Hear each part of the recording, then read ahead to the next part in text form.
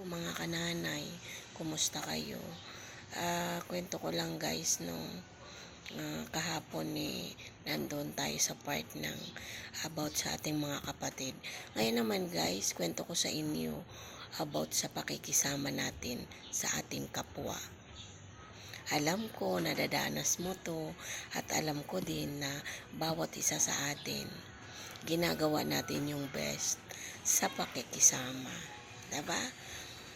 Pero bakit nga ba kahit anong gawin natin na pakikisama, meron at meron pa rin masasabi. Kasi guys, walang perpektong tao kung bakit nangyayari sa atin ang mga ganong bagay. So guys, about naman din sa trabaho, kahit anong sikap mo makisama sa trabaho, mayroon kasama kang sa trabaho na hahanap at hahanap ng mga mali mo para hindi ka masabi na ikaw ay perpekto. Diba? Yun talaga ang ating literal na buhay na nangyayari sa bawat isa sa atin. Kaya guys, dito sa ating mundong ginagalawan, walang perfect na tao. Walang tao na walang problema. Walang tao na hindi nakisama. Marunong tayong makisama pero meron mga bagay-bagay na kahit anong pakikisama, yun ang masisilip sa atin para masira tayo sa ating pakikisama. Pero ang mahalaga, nagawa mo yung best mo sa pakikisama. Diba guys? So, yun talaga ang literal na buhay ng isang tao. So, masasabi na lang natin na kahit anong gawin natin, wala talagang perfect. So, tao lang tayo.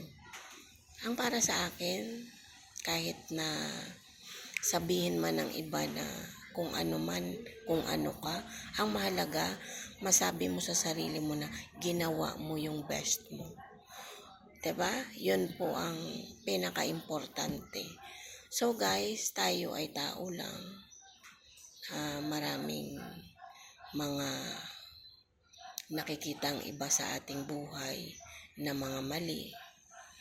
Mayroon nakikita sila na hinuhusgahan ka. Pero guys, hindi mo kailangan magpaliwanag sa kanila. Ikaw yun at gawin mo yung best mo para sa sarili mo. Ginawa mo yun para sa sarili mo, hindi mo ginagawa para sa ibang tao. So sa ngayon guys, ang para sa akin na marami akong nadana sa buhay, marami akong mga mali na nagawa kasi tao lang ako. Pero ang isang witness ko sa aking